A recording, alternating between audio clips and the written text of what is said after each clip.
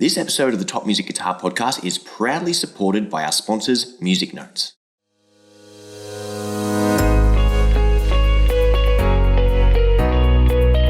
You're listening to the Top Music Guitar Podcast, the show for guitar teachers to learn about the craft of teaching great guitar lessons that students love.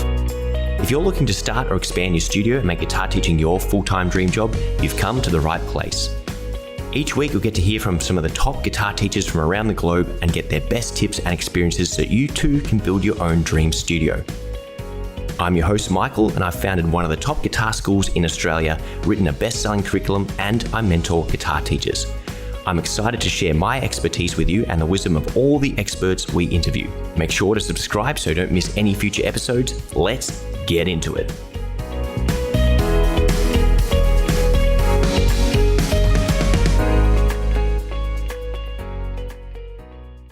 Hello and welcome to another episode of the Top Music Guitar Podcast. Today I've got a real treat for you, a very, very special guest. And this person is someone who's well known in the guitar teaching and online music teaching social media circles, a person who's developed his own programs in Kidzrock, has coached many people to success in their own musical business ventures through his social media enterprise, and of course is the host of his own podcast, Music Lessons and Marketing. Let's welcome Dave Simon to the podcast. Dave, it's great to have you.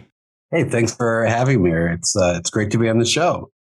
It's great to have you. And, you've been on my radar for a little while. I think we've been friends on Facebook forever, and you post some really great stuff in your own social media groups and contribute to a lot of other things online. And I just thought, man, I got to get Dave on the podcast sometime. And here we are. It's great to have you. Yeah, I'm really looking forward to our conversation today or tonight, depending on where you are on the planet. And I think that's one of the best things about these podcasts is you can literally reach and connect with people anywhere in the world. And again, the whole aim of the Top Music Guitar Podcast is to find people who are doing wonderful things in the music teaching and guitar education spaces and help share that with other teachers so we can have a much bigger impact on our students and, improve the quality of education for the next generation of guitar players and music students world over. Love that mission. Yeah, it's great. Awesome. So I know your story not too well. I've read about it on the internet and on your website, but do you want to, for our listeners who might be meeting you for the first time, just tell us a little bit about your story? Yeah, so my background was I was being groomed to be a classical bassist in high school, ambitions to be in a professional, symphony one day, but then I discovered the Clash and it all went downhill from there. Or I should say it all went uphill. Really fell in love with rock and roll and really got into songwriting and bands. I studied jazz in college, and I really loved the model in college where you have an instructor teaching a jazz ensemble. And I really wish I had a mentor like that when I was playing in my rock bands in high school. And I always thought that would be such a great model for rock bands to be able to, to have a group of teenagers and then have some seasoned adult helping guide them. And that was just an idea that always sat in the back of my mind.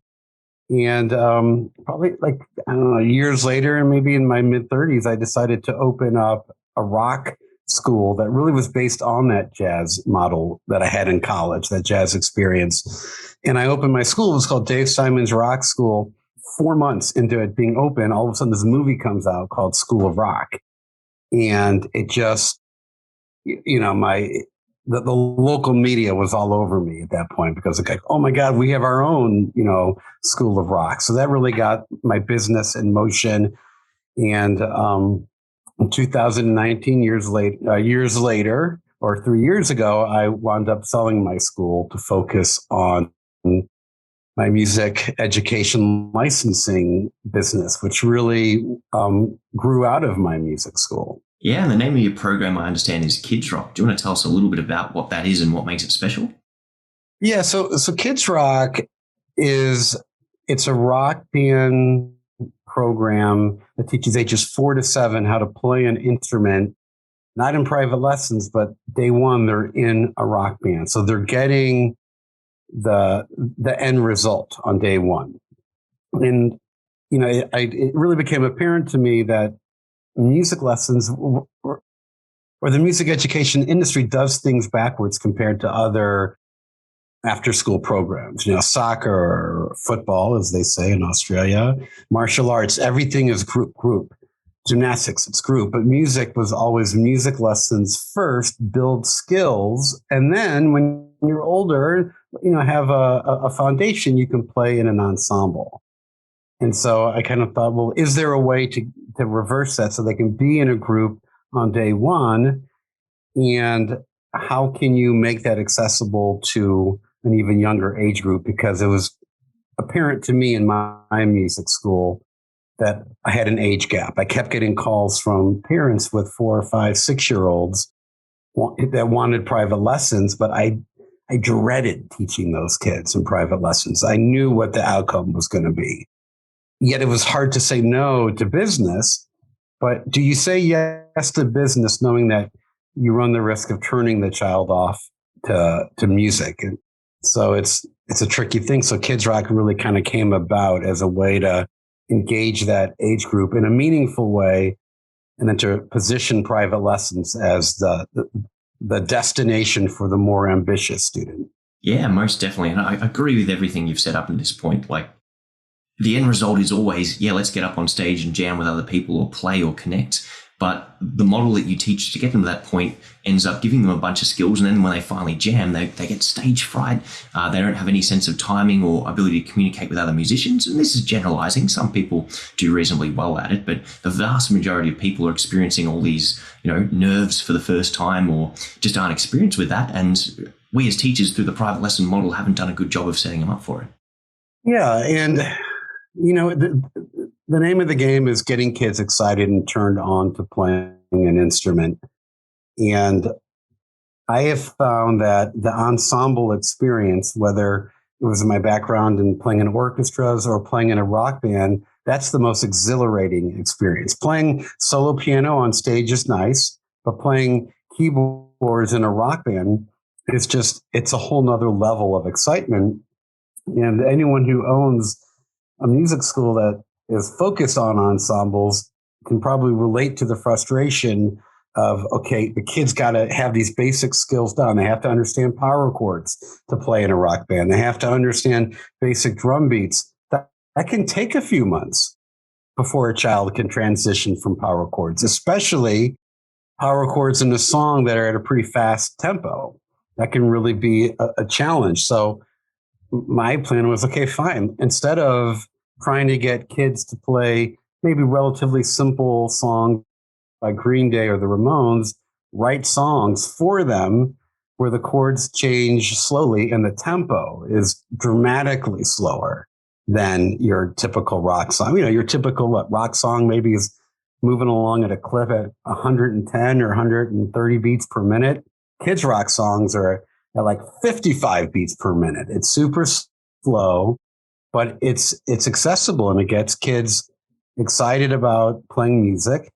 And you got to get your student, whether they're 4 or 14, you have to get them to buy into this idea that playing an instrument's fun.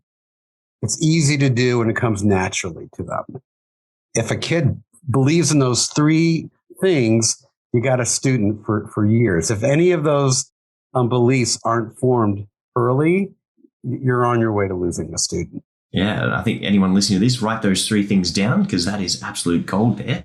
And what would you say, Dave, for the people who are hesitant to teach kids because they've experienced, like what you've said, in a private lesson, the kids just don't gel with them or they fail to engage them? What do you have to say to those kind of people? Well, I think the question they have to ask themselves is the private lesson the best place for that child? I think it's important to maybe step back and ask ourselves, well, what makes for a successful private lesson from the student standpoint? What skills does the student need inherently, before they even go to their instrument? They have to be able to focus. They have for a long period of time. 30 minutes for us isn't that long, but for a young child who's grown up on YouTube and social media, 30 minutes is a really long time. So and then there's the issue of fine motor skills, which really aren't developed until maybe child's 7, 8, or 9. And then the reality of practicing. A child has to have a homework regimen. They have to understand what it means to be self-disciplined to be a successful music lesson taker. So I just don't, and I had an age minimum in my music school, and I know a lot of music schools do. For me, it was 7. I wouldn't take anyone under the age of 7, which meant I was turning down business. So I think, to go back to your question, if you're determined to teach that younger age group in private lessons, to really focus more on the musical experience and not so much on loading the student down with information, not necessarily naming what things are. Just, here, kid, do this. Okay, this feels good, right? Let's do this over and over. One thing that I've learned is that children's tolerance for repetition and their enjoyment of repetition is so much greater than ours. I mean, typically for me, in a lesson, if I see the student has comprehension and a good handle on it, I want to call it off after maybe 8 measures of them doing it. But for them, they can do it for 32 measures and enjoy it. So it's just really being able to look at the music lesson from the child's perspective and understand, focusing more on the experience. One thing I always would say to my teaching staff is I want every kid to walk out of their lesson feeling like they had a new musical experience today in the lesson, and that they're walking out of that lesson feeling successful in their efforts. And that sometimes means simplifying things, breaking things down more and more and more. And this whole idea of repetition. If you only can get a kid to play an open E power chord, how can you turn that into something that's enjoyable for the kid to do? Maybe it's okay, we're going to do 8 measures of just eighth notes, and then we're going to do 8 measures of eighth note hits with rest. Boom, boom, boom, boom, and do 8 measures of that and switch it up so that the experience is cool and enjoyable. And I think what's also key is that you give the child an experience in the lesson that they can't create at home on their own. I mean, they can do a degree, but that they got to come back to the lesson. So I was always a big fan of accompany your student and do something in your accompaniment that elevates the musical experience, so that the kid's going, wow, this is cool when I'm doing at home, but I can't wait to go back to my lesson with Mike because it just sounds so much better when we do it together. Yeah, most definitely. And I think one thing to add on the end of that is so many teachers are focused about a result rather than creating a really good experience. And for the kids, if we're trying to teach them the same way as we teach adults, results-based lessons, then it's just not going to work because they're not capable of that. You need to redefine what success looks like at that age group or that level of development. And that means having lots of fun. That means having a positive experience so that as they grow up and get older and become more mature, they already have that love of music and a great foundation of skills which you spend building up. And then, when they hit their, teen years or just prior to that, their pre-teen years, that's when they're going to really connect with music and have a great launch pad to go from. Yeah, and I really believe everybody has the ability to play music somewhat well. Not everyone's going to be great. Not everyone's going to be a Jimi Hendrix. But I always took it as a personal failure when a student of mine dropped out. Okay, I just didn't do a good enough job of like you say, that experience.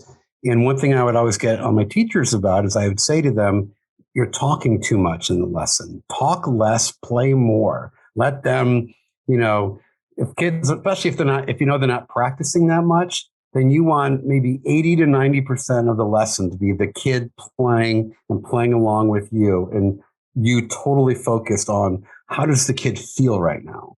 Yeah, that's really important stuff. And I know before you mentioned that you have other staff working for you. So I know for me, it's quite easy to portray certain things and probably have the same experience for you. How do you convey that same kind of sentiment to your teachers in terms of guiding them to do less talking and more playing with your students? So what I did whenever I brought a new teacher on board, when I was teaching, at a certain point in my school, I had to stop teaching, is I would have them trail me for a week.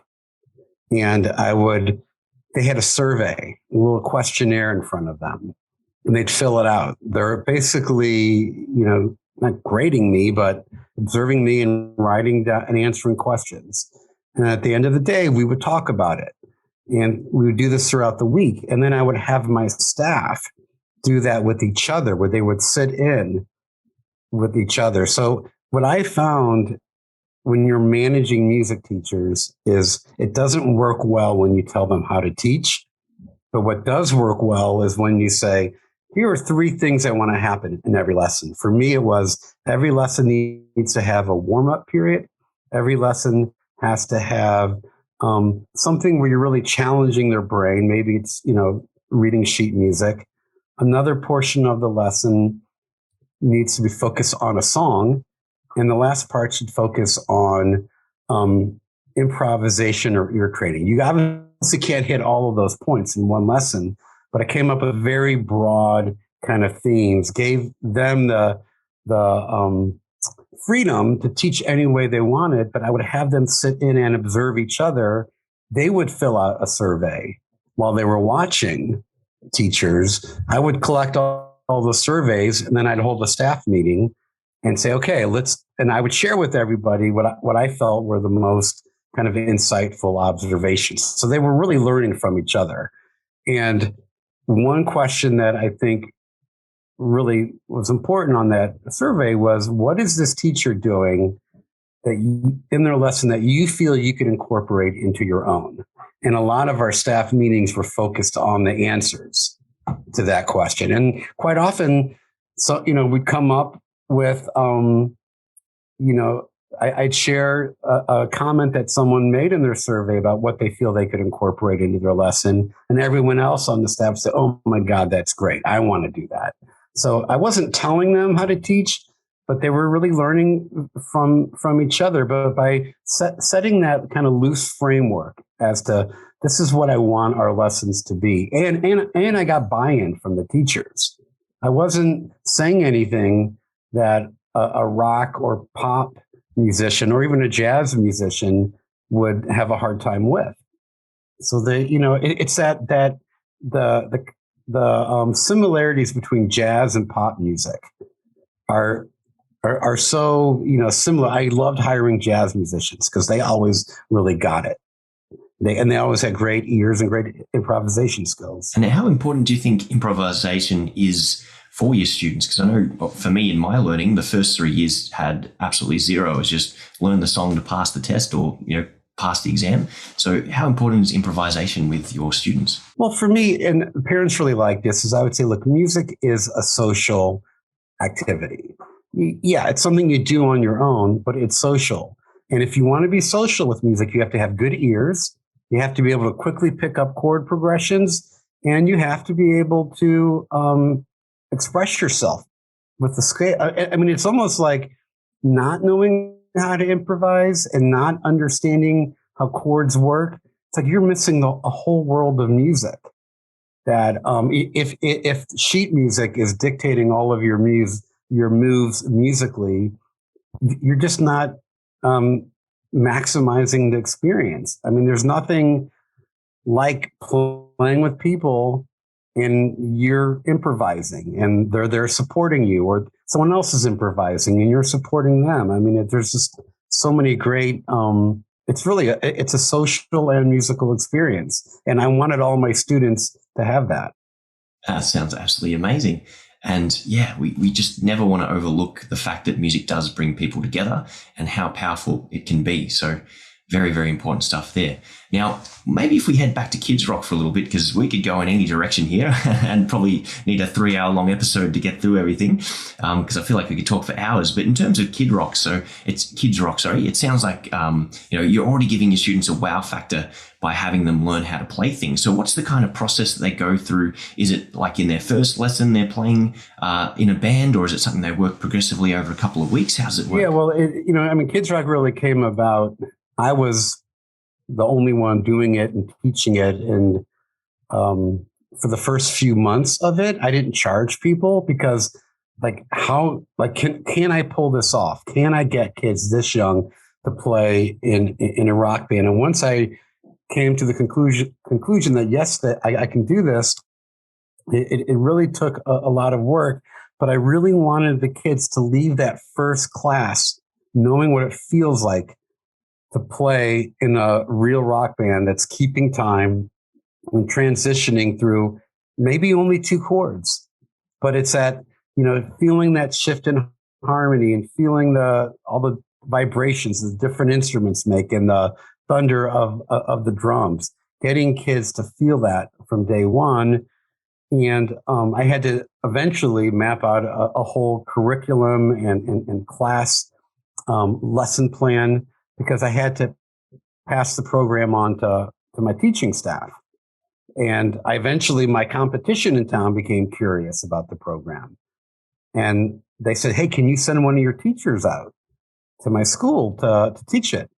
And I went to my attorney and said, like, what do you think? Should I do it? And he said, no, you should license it to this guy. And I had no idea what that meant, but I sold the rights for this other school in town to run my program, which really forced me to get the program into like a pretty box with a bow on it, so that this guy down the road could just open it up and do the program. And from there, the whole licensing business really grew, because it became very apparent that parents wanted to put their 4, 5, and 6-year-olds into music classes, but a lot of schools wouldn't take them, or they would, and then a month or two later, the kid's dropping out. So, Kidzrock really solved that problem for me with, being able to get that age group into a meaningful program and really exceeding their own expectations as to what they were capable of. And the parents, it exceeds their expectations as to what their 4-year-old can do.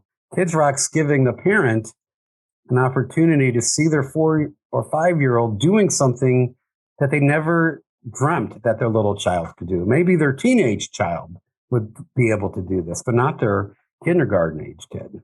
So it's for the kids. It's also for the parents in terms of it gives them a great sense of pride in their child. Yeah, that's absolutely amazing. And again, it's just pushing the boundaries of what we think is possible. Often the only limitations we have are what we think possible and what we put on ourselves. And by asking not, can I teach someone who's 4 years old, but how can I teach someone who's 4 years old? You get a much better answer, which has possibly led to, what we have now in Kidzrock. I'm actually curious, have you had any students, come in at age 4 and go all the way up to teenage years, or I'm not sure how long you've been doing it. So what's sort of the long-term thing? So, like I say, I sold my school a few years ago. I was talking to the buyer of my school, and I said, hey, whatever happened to that kid, Matthias? And he's like, oh, he's still in the school. I was like, what? Because he came into Kidzrock at 4. He's now a senior in high school. And so I said to him, hey, really quick, run a report on him. I'm curious how much money he's generated for the business. It was over $30,000 from one student who started at 4. And this is a kid that drops out every summer. So it's there's quite a few of them. You can think of Kidzrock as sort of and I'm sure in Australia you have some little league version of football for 5-year-olds. And it's not like a competitive game to watch 4 and 5-year-olds play soccer, but out of the 100 kids in the league that are doing football, only a small percentage of them are going to be doing it competitively when they're in high school. But they'll say it was all because of what started when I was 5. It was all because of that experience. So, Kidzrock's the same thing as, you might have 60 kids in your school doing it. Only a certain percentage of them are going to be in your school when they're 14, but Kidzrock it's all about that first experience in anything in life, in any activity.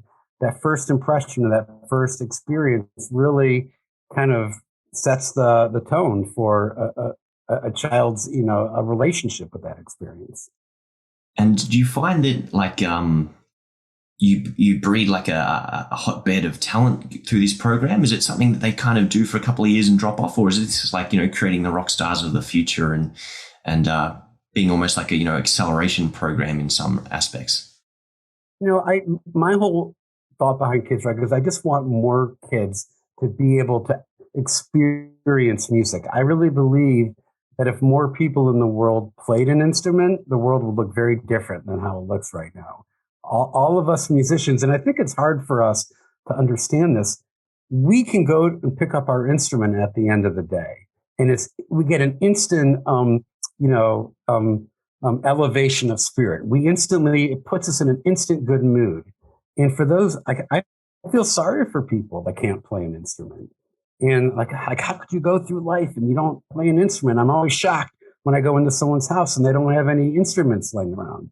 So my hope with Kidzrock is that it can make music accessible to more people and can chip away in people's minds this false belief that playing an instrument is hard to do, because that is really what's preventing a lot of people from exploring music. And as music educators, if we make that first month of lessons seem hard to the child, it's going to validate that false belief of, yep, I knew it was going to be hard, and it really is hard. And I'm confused when I'm practicing at home and my fingers hurt.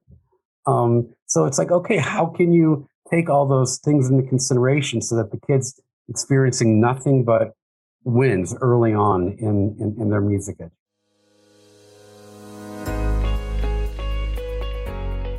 Now we're just going to pause the interview for a second, guys, for a quick message from our wonderful sponsors at Music Notes. So teachers and students everywhere deserve a sheet music experience that impresses, and that's precisely what you get from musicnotes.com, the largest online retailer of quality sheet music.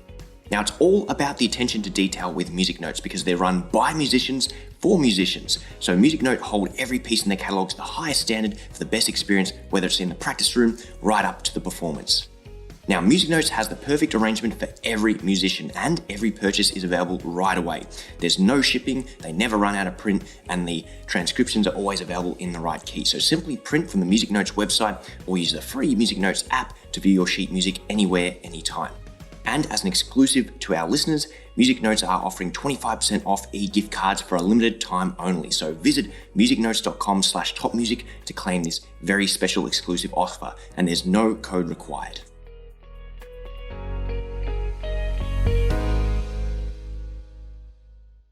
Yeah, very, very important stuff there. And again, if you're listening at home, make sure you're writing this stuff down and you're going back and listening to it multiple times, because Dave is absolutely full of these amazing wisdoms. Dave, I think obviously you've grown the program quite large now. How have you gone about expanding it to include additional teachers and studios? Am I safe to say all around the world, or is it just an American thing?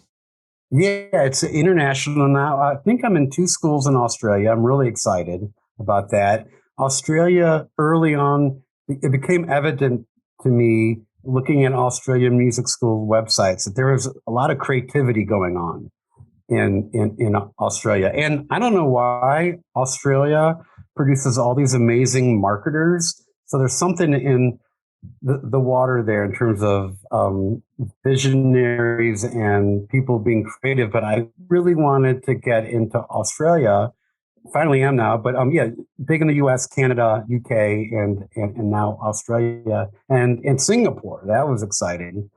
But it really, when I started trying to license it, I knew from a business perspective, all I understood was how to attract music students and run a music school. I had no knowledge of how to build something like this. And I was just like cold calling people. And I'll never forget this one guy I called, said, this program sounds great, but like, I don't know anything about you. Like, I just can't buy this unless I've just never heard of it. And I realized at that point, I need to really rethink my strategy.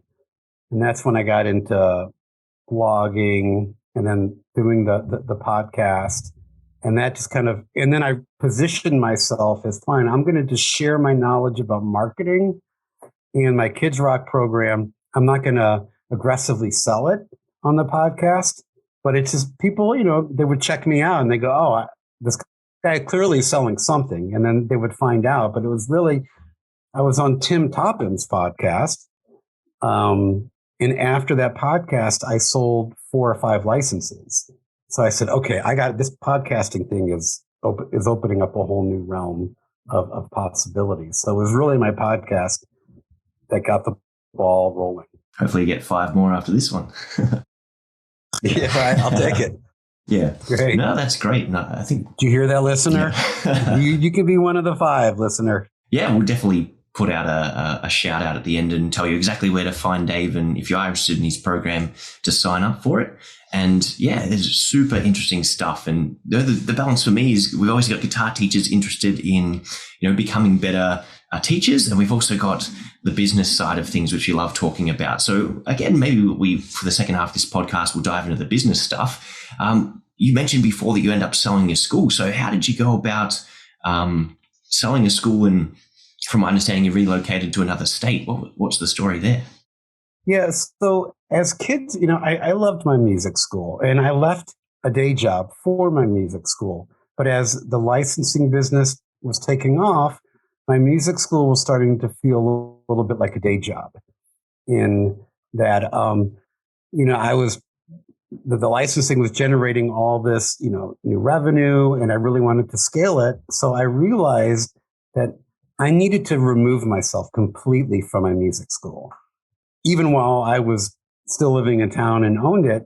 So I just started becoming more curious about business and marketing. And I learned over time how to just completely exit my school. And I hired a manager to run the business.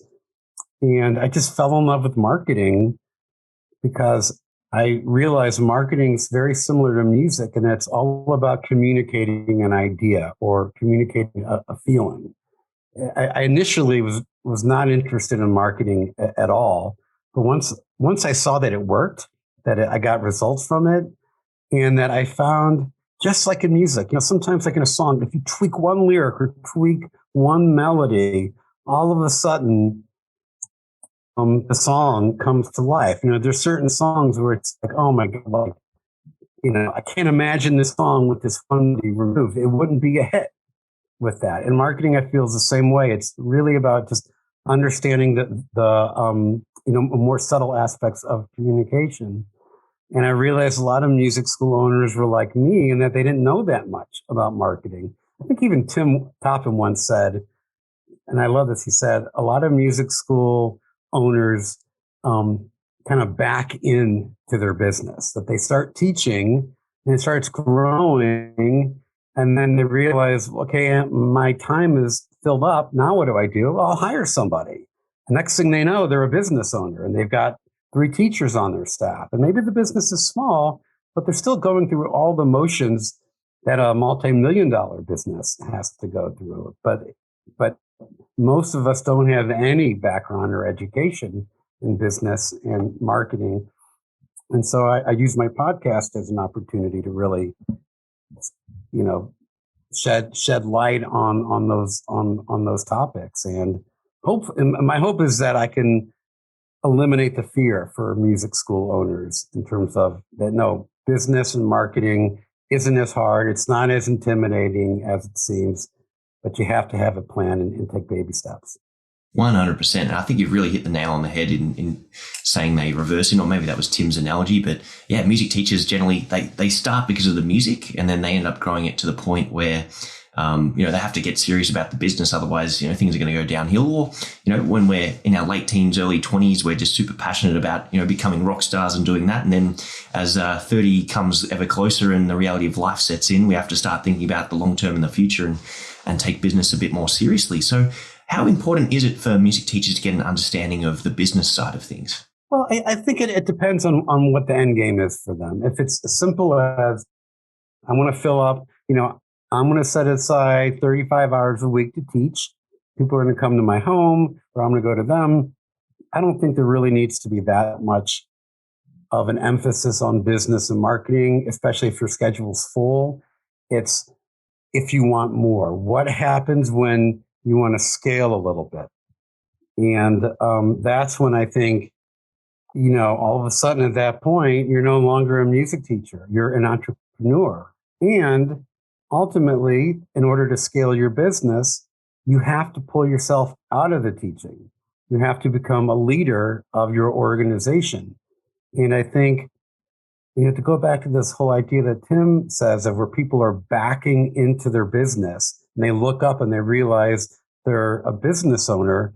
I think it's easy to keep your back to the business the whole time, but you're growing and you're growing. You got 4 teachers, 5 teachers. Music lessons is a hot commodity. They're pretty easy to sell. Every parent wants music lessons for their kid at some point.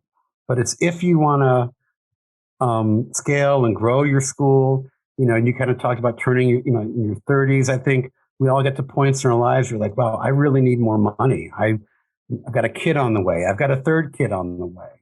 And having a clear saying to yourself now, okay, I know I'm only 30 years old. I'm not 30 years old, but if you're 30-year-old listening, okay, I'm only 30 now. I only have one kid, but you know what? In 10 years, I might have 2 or 3 kids.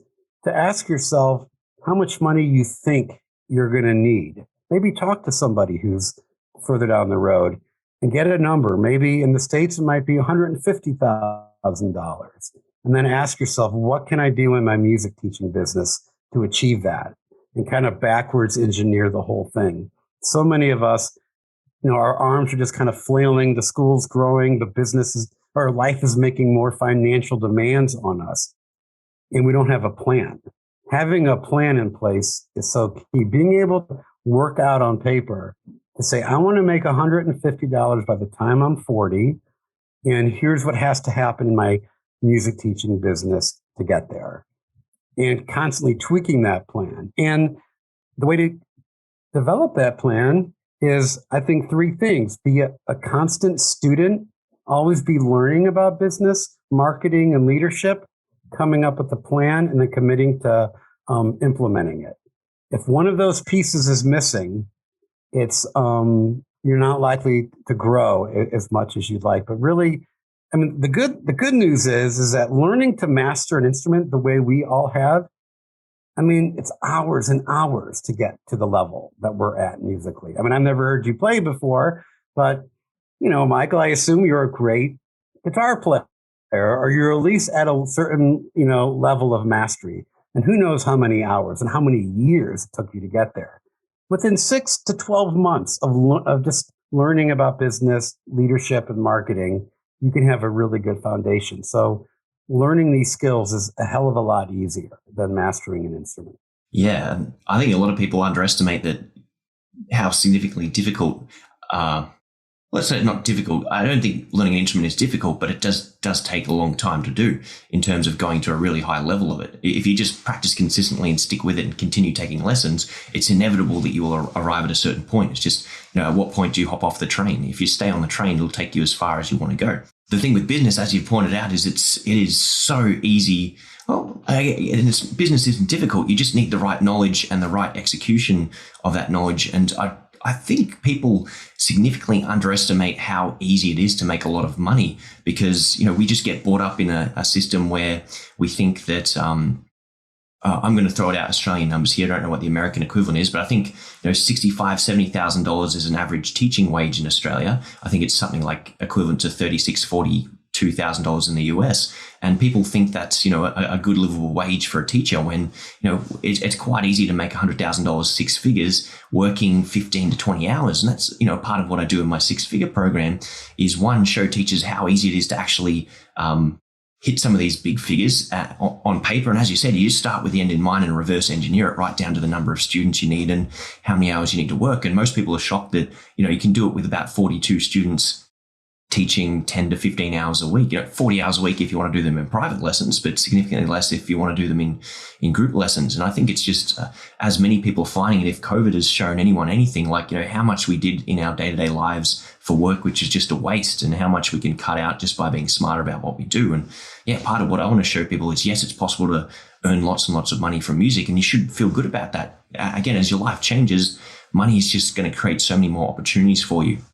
And the more you have, the more opportunities you can create or take advantage of, or the more giving with money you can be. And unfortunately, as musicians, we generally have hang-ups about money, either because we've never had much of it or we're just socially conditioned to think it's the root of all evil. But, I definitely know when I got serious about money and serious about business and marketing, one is I got there quicker than I ever thought was possible. From earning like, $15,000, $20,000 tops to going to, $100,000 in about 12 months of getting serious and making it a priority. And then 2, how much better my lessons got for all of my students, that I had a really good studio, that I had all these equipment, that I, could get the best out of myself for my life and then give my students the best of me. So I think that's, something anyone listening to this can really take advantage of, is the fact that if you get your business organized, it makes a huge difference to your life, the life of your family, the lives of your students, and even your whole community. You can just contribute more back to the community. Yeah, I love that. Can I share a little tip for your listeners? So if you feel like business and marketing and leadership is just the thought of it's overwhelming, what I recommend is go to YouTube and just look up how to market my small business, how to grow my business, and just start collecting it. Watch short videos, play them at like time and a half, and have a notebook. You'll begin to quickly, within a week or so, pick up some basic tips, even a YouTube search of understanding the basics of business, and just start and have a special notebook with a nice hardcover just for your notes, and just start taking notes. And then like a month later, start reviewing those notes, and it will be amazing how much you've learned. Reading, I'm a big fan of reading books, but that's a big time commitment. By doing this through YouTube, you'll eventually figure out who are some people that you really like, who are real thought leaders, and then you'll eventually become curious about their books that they have. But it doesn't have to be this daunting task of, oh my God, I got to find what book should I start with? It's 300 pages. It's going to take me forever. Just start with some short YouTube videos and go from there. Fantastic. Now, I was going to ask you at some point, do you have any book recommendations? So maybe to follow up what you just said for those who are inclined to read. I've seen you're a big reader, and I think one thing I really admire about you, Dave, is the fact that not only are you really, really giving with your advice, but something I saw was just, you highlight books and you just randomly pick up a book and go to a passage that you've read and just reiterate and reinforce that information that you've gone through. So yeah, why don't you give us a couple of recommendations from your library? Well, yeah. And you know what? I don't read books. I study them. I read a book with a highlighter, and then I read the highlighted passages a second time, and I write little notes around the page of just like additional thoughts. So I really just live with the books. But I think a really great book, one is by Seth Godin called This Is Marketing. That's a really good one. I really love this book. It's called Made to Stick, and it's by the Heath brothers. I can't remember their individual names, but that really kind of gets into the psychology of marketing. And what's the one? I think it's called, I can't remember. I can't think of his name. I'm really intrigued by the psychology of marketing. What's Donald Miller, Building a Story Brand. To be honest, those are great, really simple reads. Donald Miller's Building a Story Brand, and I'm looking at my bookshelf now. He's got one about, business made easy and marketing made simple. Those are really good ones to start with. Yes, I think a good starter book, if you're kind of new to marketing, is Donald Miller's Building a Story Brand. I think This Is Marketing by Seth Godin and the Made to Stick are really good about understanding the psychology of marketing. And then for sales, Zig Ziglar, anything by him, The Art of Sales, I think is his book. But he's really, even though his emphasis is on sales, you can really apply, it's really about how to communicate with people. And anything by him is great. Yeah. And how important is developing your own ability to communicate with people in music lessons, in business, in marketing? I think marketing has taught me how to be a better husband.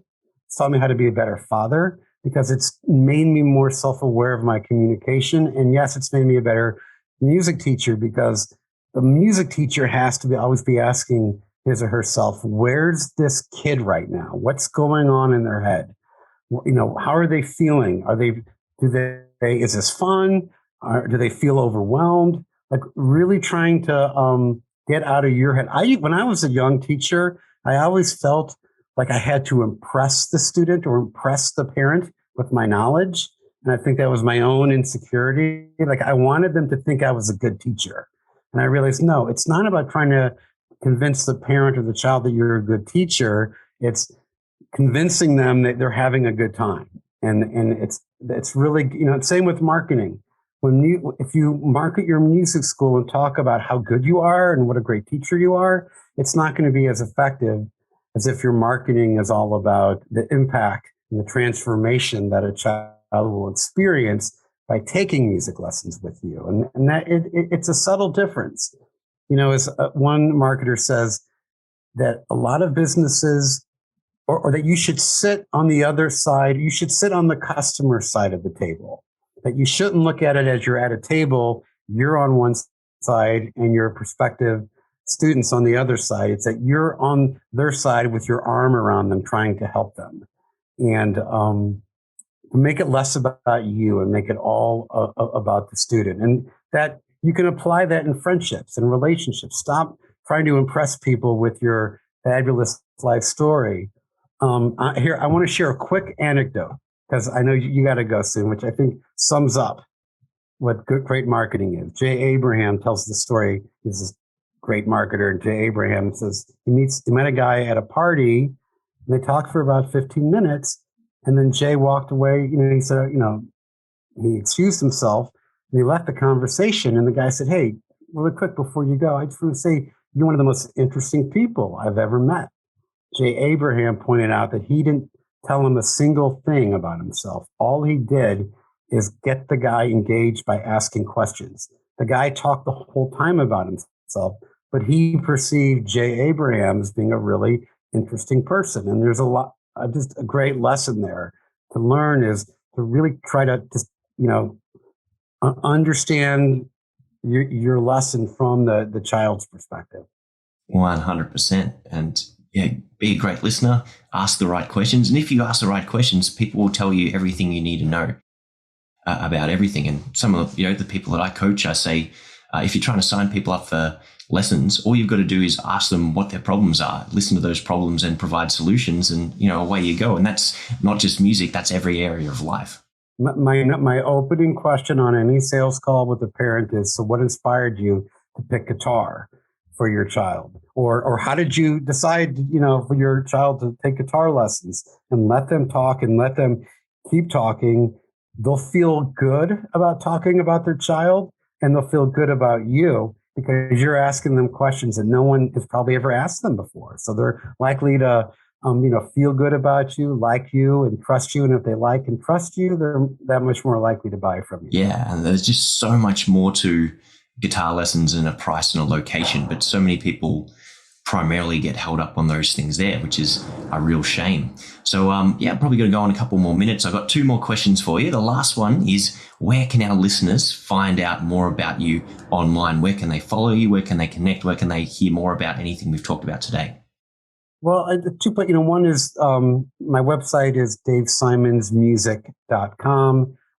My podcast is there. You can also learn about my Kidzrock program. Kidzrock also transitions into a second program called Junior Rockers. It's for ages 7 to 11. Same, similar teaching philosophy.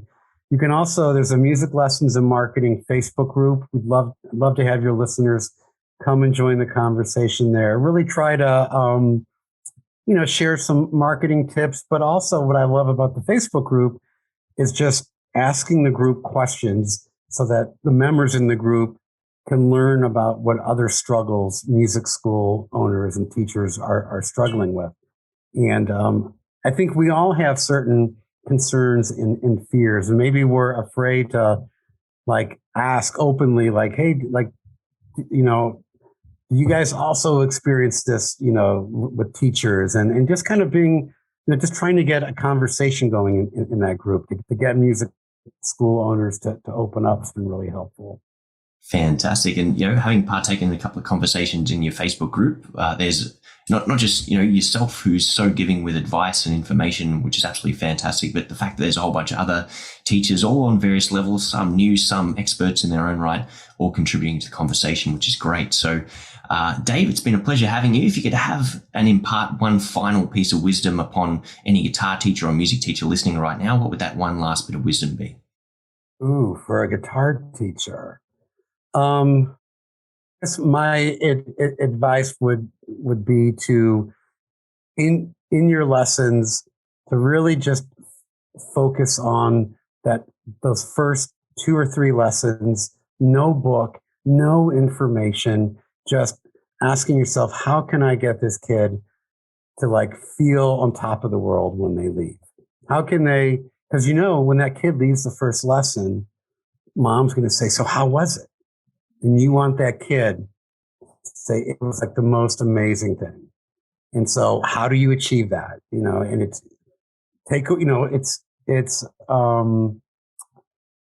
tough. It's tough. The fine motor skills on the guitar, trying to get a kid to play scales in that first lesson, it's pretty tough. But you know what? You can take your index finger and borrow it across the E and the B string and have them play those little like inverted power chords while you play something cool. It's going to blow the kid's mind. I think the advice that I would give to any teacher is to remember how mind-blowing music is before you play it.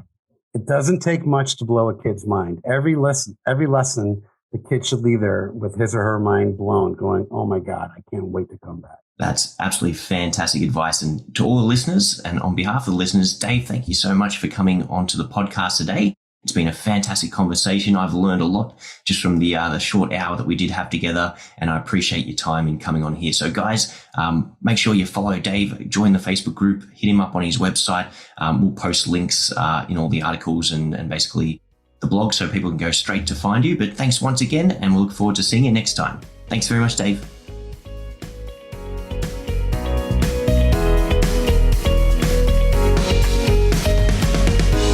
If you enjoy this show and want to hear more of our work, be sure to subscribe to this podcast. For links and resources mentioned in this episode, including a free ebook on how to find more guitar students, visit us at www.topmusic.co/guitar or check out the show notes. And lastly, thanks again for listening, and we'll see you in the next episode.